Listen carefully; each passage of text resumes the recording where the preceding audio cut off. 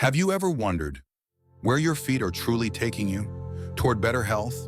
Or towards something quietly dangerous you haven't noticed yet? There was once an elderly gentleman who walked every morning for over 20 years, until one day he collapsed in the middle of the park, and no one could explain why, and he wasn't the only one.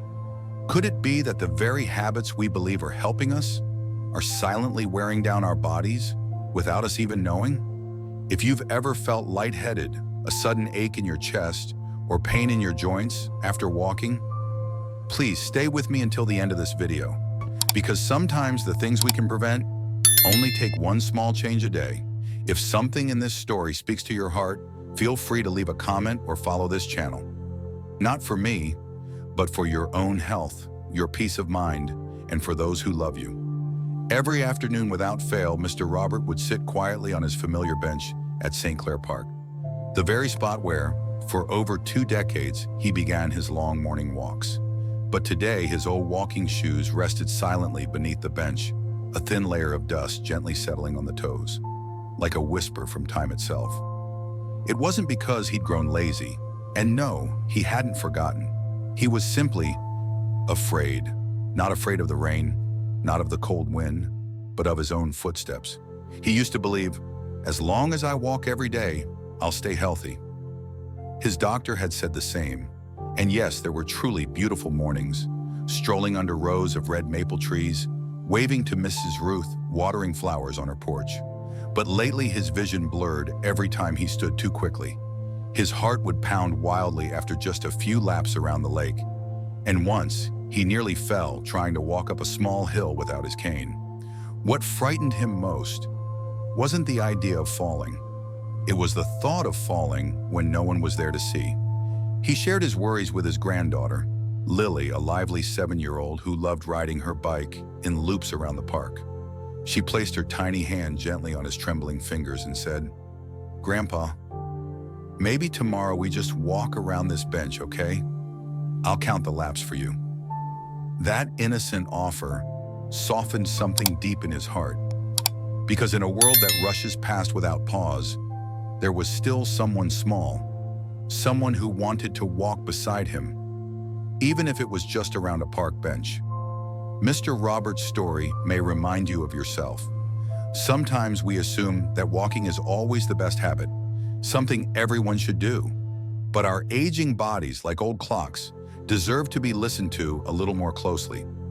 Not every clock keeps time if it's overwound, and not every step we take is harmless if we keep pushing through when the body asks for rest.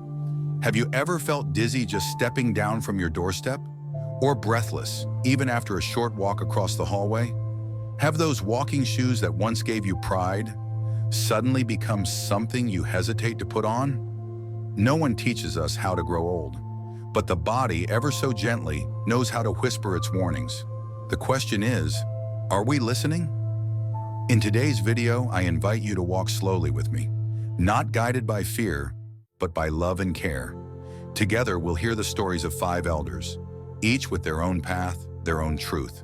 And in every one of their journeys, there's a message worth holding close, that sometimes the most powerful way to keep going is to know when to pause and adjust.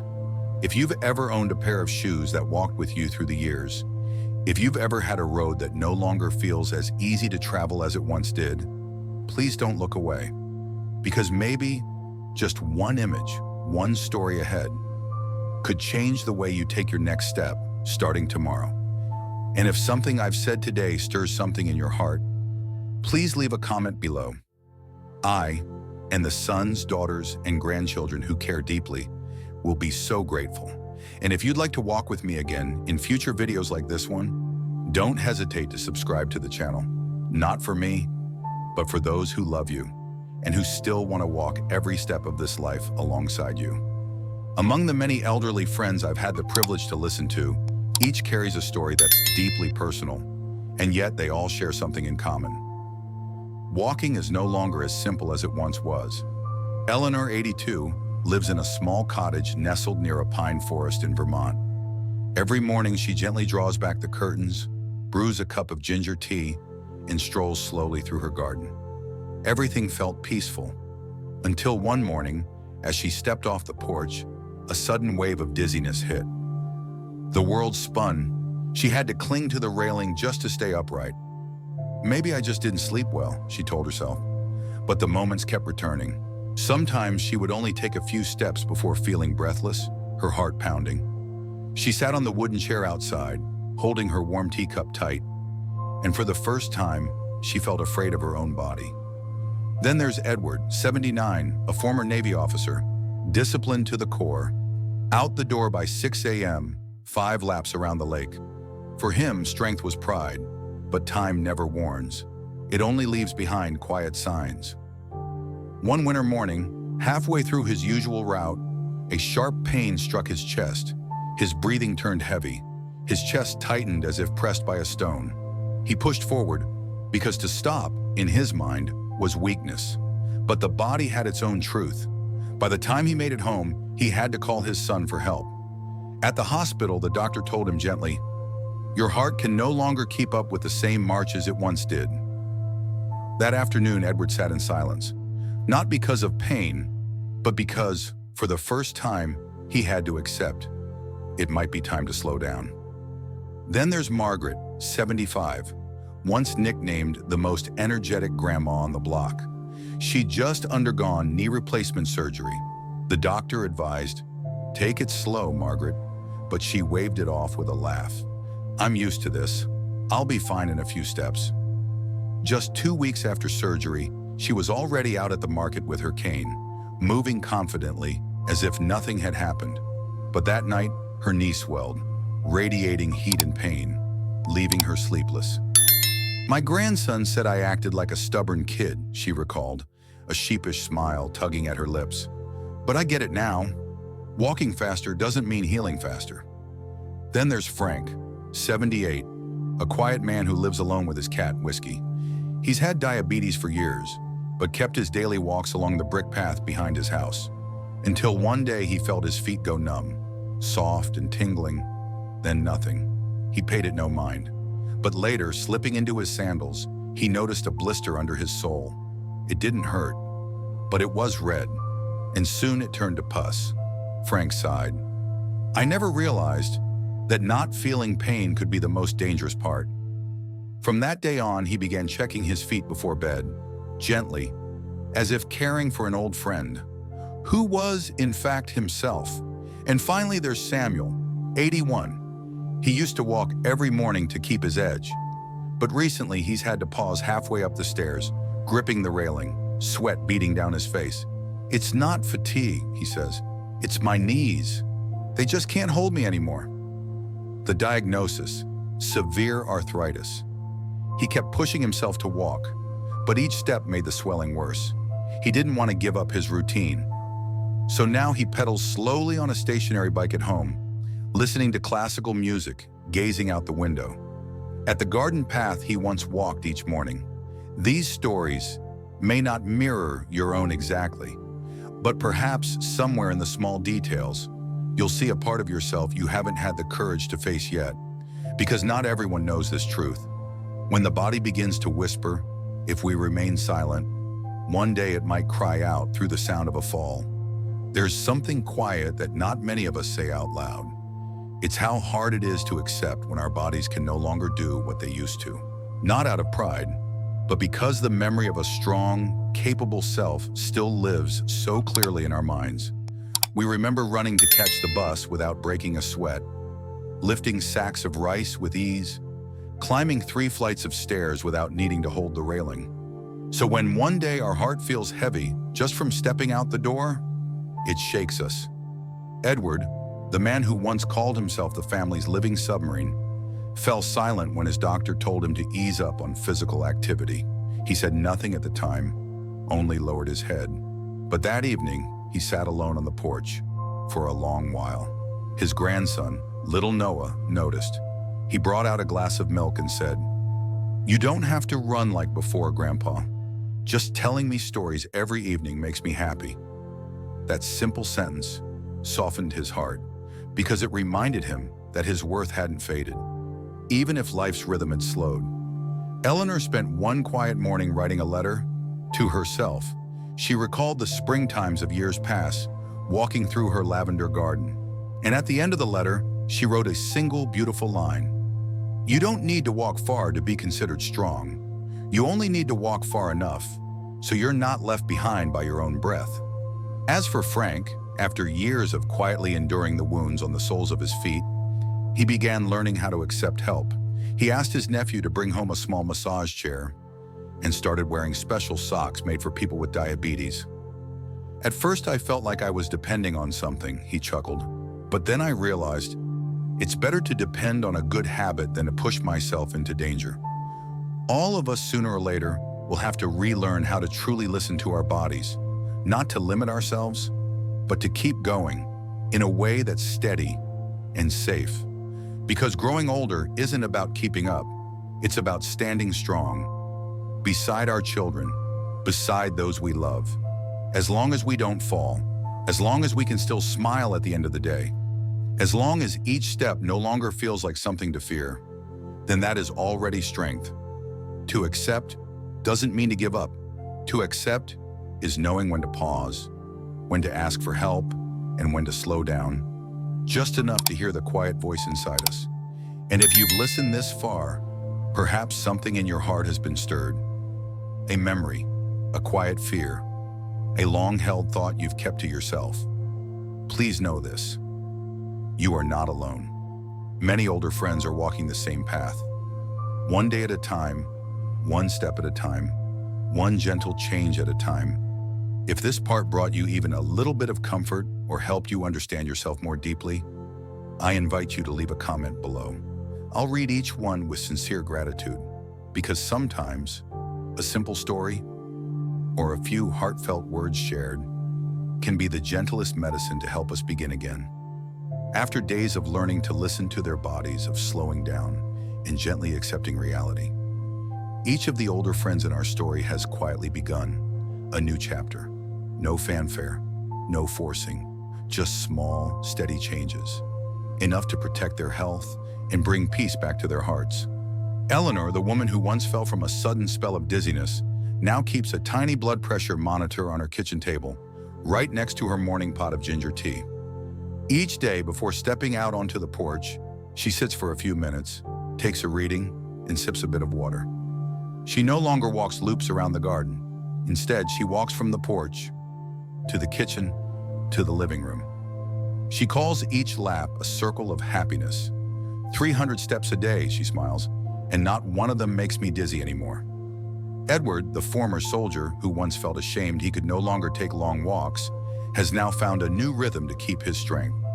Short strolls in his backyard, just 10 minutes at a time, always with a loved one nearby. He carries a wooden cane, lovingly engraved by his grandson with the words, "Grandpa's strong steps." The cane isn't just for balance, it's a gentle reminder. Each step now isn't to prove anything, but to preserve everything. He's also started a short breathing exercise before bed, just 3 minutes each night. I never thought breathing could calm my heart this much, he says softly. As for Margaret, who learned the hard way not to rush recovery, she now begins each morning sitting in front of a mirror, gently massaging her knee with warm oil. She keeps a small notebook, recording each milestone of healing. Day 14, bent knee to 90 degrees. Day 21, stood without holding on. Day 28, hugged my grandchild without pain. And on days when she feels sore, she no longer blames herself. She simply reminds herself, today I rest, so tomorrow I can go farther. Frank, the man who once quietly endured the blisters on his feet, now has a small note taped by his bed. Check your feet before sleep. Each night, with a tiny flashlight, he inspects every toe like tending a cherished garden. He's also switched from walking to using a small indoor pedal bike with a backrest and gentle resistance. It's not that I don't want to go outside, he chuckles. I just choose the safer path now, so I can still meet my friends every Sunday. And Samuel, the one who once struggled to climb stairs, has found a new routine with his granddaughter. Each morning, the two of them open YouTube and pick a 15-minute balance exercise, set to soft jazz music. She messes up all the moves. He laughs until tears run down his face. It's not the workout that makes me feel young again, he says. It's her laughter, that reminds me I still matter. You see, none of them had to give up movement. They just found a different path, one that fits the body, speaks to the soul, and is wrapped in care. And you can begin that path too, with just one simple act today. Drink an extra glass of water in the morning, check your pulse after each walk, or simply place your hand over your heart, take a deep breath, and ask gently, "Dear body, can we go a little slower today?" And if you have a small habit that's helped you feel healthier, safer, or more at ease, please share it in the comments below.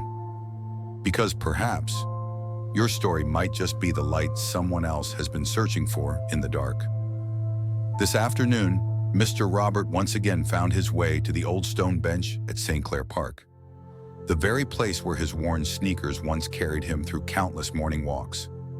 Now they rest quietly beneath the bench, no longer covered in dust, but placed neatly as if they too have understood. To go far, sometimes we must slow down.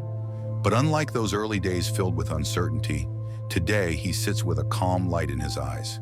Beside him is little Lily, holding a leash attached to a tiny dog named Muffin, giggling as they play a game of who can walk slower. He no longer counts how many laps he's made around the park. Instead, he counts the times his heart doesn't race, the moments his legs feel no pain, and the way her tiny hand still clings tightly to his. Do you see it now? None of our older friends chose to stop moving. They simply chose to move differently, with the love of their children and grandchildren, with a gentle respect for their own bodies, with a quiet dignity that whispers, "I still matter.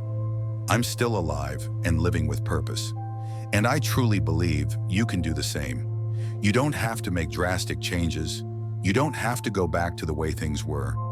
You only need to begin today with one simple choice. Instead of forcing yourself to walk 5 laps, choose just one with a smile. Instead of hiding your aches, say gently to your loved ones, "My legs are a little tired today." Instead of worrying in silence, close your eyes, place your hand over your heart, and listen to your steady breath. Because sometimes, what matters most isn't how many steps we take, but the spirit in which we take them. They may be slower, they may be fewer, they may look different from before, but if each step brings us peace, joy, and the feeling of being truly accompanied, then those are the most meaningful steps we can take in this season of life. That park bench, those old shoes, and a child's laughter. They become quiet symbols, not just memories, but gentle reminders that you are still writing your story. Every day, every moment, with the simplest choices. And if you've stayed with me until this final moment of the video, I bow in gratitude for allowing me the honor of listening, sharing, and walking alongside you through this precious chapter of life. Please leave a comment, anything that's stirred in your heart right now. It might be an old memory, a small change you wish to try tomorrow, or simply a hello to the fellow kindred souls watching along with you today. And if this video has brought you a little peace, don't hesitate to subscribe so we can meet again in the next videos to come. Gentle, warm, and truly made for those who've walked through many seasons of life. Because in the end, growing older is not about fearing fewer steps, but about knowing when to pause and listen to what truly matters. And if today you've paused here with me, then thank you, because together we've walked a truly beautiful stretch of the journey. A life message to you, our treasured elder friends. Growing older is not a finish line. It is a quiet turning point, a gentle bend in the path where we learn to slow down so we can live more deeply. Maybe today, your steps are no longer as quick as they once were. Maybe each movement now needs a wooden cane, a steady hand to hold, or the watchful eyes of a caring child. But please don't feel sad, because you are still walking. And with every step, you carry a life full of wisdom, love, and resilience. If you feel tired, pause. If your heart races, sit down, take a deep breath, and if you need help, let your loved ones know, so they have the chance to love you right when you need it most. Our bodies always know how to whisper. We just need to listen, to know when to stop, when to go on, and when to gently shift toward a life that's healthier, more peaceful, more kind to ourselves. In this season of life, we don't need long strides. We need steady ones that hold meaning, ones that honor who we are, ones that love ourselves back. So today, please don't compare your pace to anyone else's. Just walk in a way that lets you sleep peacefully at night and wake up knowing you're still a source of strength, even if that strength is now shared through a quiet smile.